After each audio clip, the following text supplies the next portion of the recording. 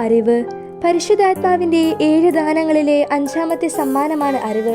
ജ്ഞാനമാണ് എല്ലാറ്റിനും മുമ്പ് സൃഷ്ടിക്കപ്പെട്ടത്. വിവേകപൂർണമായ അറിവ് അനാദിയാണ്.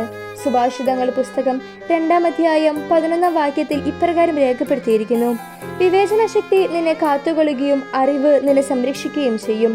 പുതിയ നിയമത്തിൽ അറിവിന്റെ പൂർണ്ണത ക്രിസ്തുവാണ്. ജ്ഞാനസ്നാനത്തിന് ശേഷം വാക്കിലും പ്രവൃത്തിയിലും ശക്തനായ ഈശോയുടെ അറിവിനെപ്പറ്റി യഹൂദർ വിസ്മയിച്ചു. യോഹന്നാന്റെ സുവിശേഷം 7-ാം അധ്യായം 15-ാം വാക്യത്തിൽ ഇത് രേഖപ്പെടുത്തിയിരിക്കുന്നു: ഒന്നും പഠിച്ചിട്ടില്ലാതിരിക്കെ ഇവന് ഇത്ര അറിവ് എവിടെ നിന്ന് കിട്ടി എന്ന് പറഞ്ഞ് യഹൂദർ വിസ്മയിച്ചു. അറിവിന്റെ ഉറവിടം പരിശുദ്ധാത്മാവാണ്. ദൈവത്തെക്കുറിച്ചും ദൈവിക രഹസ്യങ്ങളെക്കുറിച്ചും മനസ്സിലാക്കുന്നതിന് അറിവ് എന്ന പുണ്യം നമുക്ക് ആവശ്യമാണ്.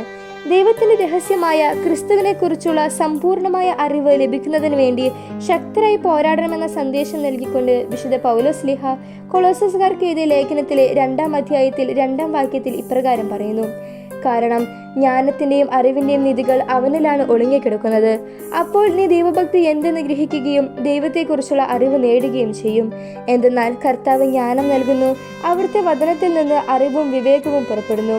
അതിനാൽ ഈ പെന്തക്കോസ്ത് ദിനത്തിനായി അടുത്തൊരുങ്ങിക്കൊണ്ടിരിക്കുന്ന ദിവസങ്ങളിൽ ദൈവിക രഹസ്യം മനസ്സിലാക്കുന്നതിനുള്ള അറിവിനായി നമുക്ക് പരിശുദ്ധാത്മാവിനോട് പ്രാർത്ഥിക്കാം.